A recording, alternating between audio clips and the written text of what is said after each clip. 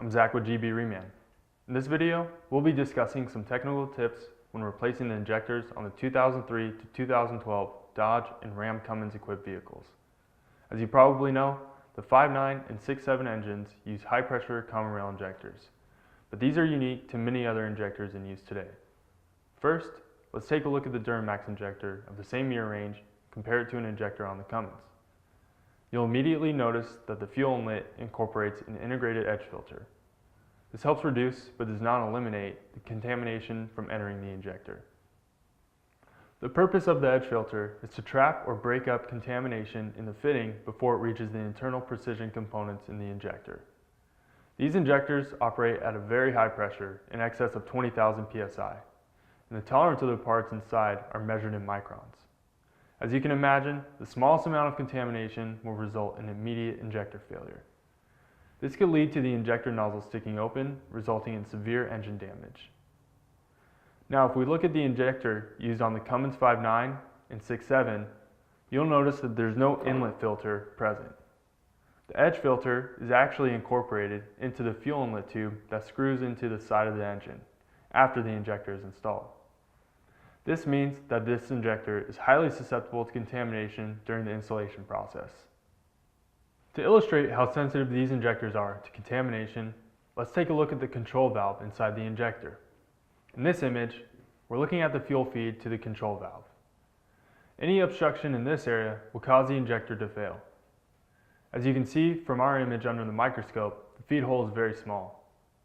To put this in perspective, we're showing a couple of items everyone should be familiar with at the same scale. As these vehicles age, the dirt and grime, both on the inside and outside of the engine, can easily contaminate the injector during installation. Making sure your work environment is clean is critical. Contamination inside the fuel system is also a major concern, but we'll dive into that a bit later. So now, let's cover some tips on the installation of these injectors. Tip number 1. After you remove the old injector, make sure the copper gasket is present. If the lower section of the injector is black or the copper gasket is missing, you'll need to carefully inspect the injector bore and seat for damage. The injector and fuel inlet tube bore should be thoroughly cleaned prior to installation. If the copper gasket does not properly seal, you'll have a misfire and cylinder contribution problem. Tip number 2. Always replace the fuel inlet tubes when you replace the injectors. This ensures that you're replacing the inlet filter for the injector. Also, the seal between the injector and fuel inlet tube is metal to metal.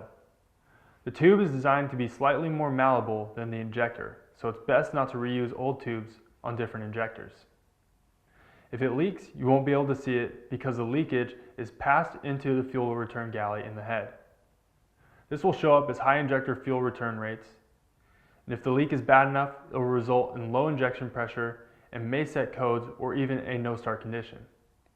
A slight leak can be misdiagnosed as a faulty injector or high-pressure fuel pump. One other note on the fuel tube. The one you remove may be smaller than the replacement. The original smaller diameter fuel inlet tube on the 5.9 was superseded to the larger diameter used on the 6.7. The two alignment balls were replaced with a new pin that is more robust.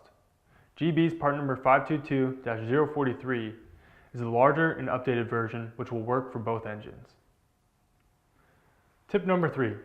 Next, we want to completely remove and inspect the fuel lines between the rail and fuel inlet tubes for corrosion, contamination, and cracks. On the 5.9, the number 4 cylinder line is susceptible to cracking, and corrosion on all of the lines is common. GB offers all 6 lines for the 5.9, and our number 4 cylinder line has been improved with a revised and updated bracket to prevent cracking. We recommend replacing the lines at the same time as the fuel inlet tubes and injectors. Now, it's important to remember that all of these components are downstream and after the fuel filter, so contamination in these areas will not be caught by the fuel filter. Tip number 4. Once you're ready to install the injector, there is a critical torque procedure that needs to be followed to ensure proper sealing. This is the same for the 5.9 and 6.7 engines from 2003 through 2012. Here's an important note on torque. Some of the specifications are in inch-pounds, some are in foot-pounds. There's a big difference, so make sure you're paying attention to the scale being used. Otherwise, you could end up with leaks, or worse yet, over-torquing and breaking something. First, make sure the O-ring on the injector is present. It should be lubricated with a small amount of clean engine oil. Next, make sure the copper combustion gasket is on the end of the injector. This is a slip fit, so placing a small amount of oil between the injector body and copper gasket will hold it in place while it's installed. Make sure you align the inlet hole in the injector with the fuel tube opening. Once you've lowered the injector down into its bore, we're going to do a preliminary torque to 44 inch-pounds. This ensures the injector is fully seated. Now we're going to loosen the bolts, but don't remove them. It's time to install the fuel inlet tube. Make sure the O-ring on the inlet tube is lubricated. Install the fuel tube, making sure the pin is aligned. Install the retaining nut and do an initial torque of 11 foot-pounds. Now retorque the injector hold-down bolts, alternating between them to a final torque of 89 inch-pounds. Finally, torque the high-pressure retaining nut to 37 foot-pounds. That's it, we're all set. With the new fuel tube installed and the injector and tube properly torqued, we greatly reduce the chance for leaks. Let's move on to the electrical connections. Tip number 5, let's install the electrical connectors. A word of caution here, which is a very common issue. Don't over-torque the solenoid nuts. If you use an air ratchet on these, even a 1/4 inch drive will easily break the stud off the top of the injector. Torque these to 11 inch-pounds. On the 2003 and 2004 5.9, the injector harness is separate from the valve cover gasket. On the 2005 through 2012 5.9 and 6.7, the harness is integrated in the valve cover gasket. GB offers both valve cover gaskets, and we recommend replacement anytime you're replacing the injectors. Tip number 6. So we have our premium remanufactured fuel injectors replaced. We replace the fuel inlet tubes and have inspected or replaced the fuel lines. No matter how good of a job we did installing all of these, the new injectors will fail unless the fuel going to them is free from contamination. Contamination is the #1 failure mode of common rail injectors. On the Cummins, the fuel filter is mounted on the side of the engine, and that definitely needs to be replaced. We recommend replacing the filter, and while you're there, drain the filter housing into a clean jar and inspect the fuel for water and obvious contamination. You would think this would be adequate, however, the manufacturer recognized the original filtration on the engine was not good enough. GB has released a factory recommended severe duty filter upgrade kit that includes a new filter and housing, water and fuel sensor, and fuel heater. This filter provides better fuel filter efficiency over the original factory filter.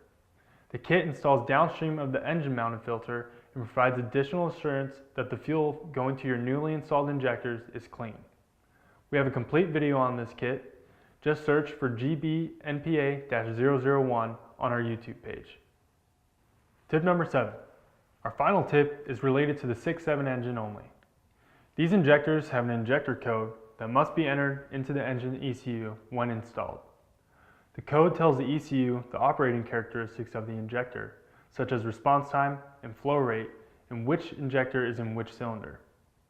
This allows the ECU to fine-tune the engine on a cylinder-by-cylinder basis.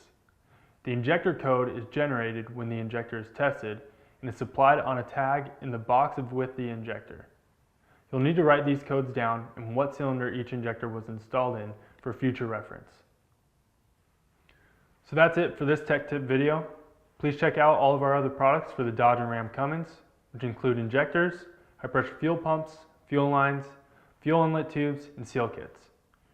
For additional tips when servicing diesel fuel injection systems, please see our other videos.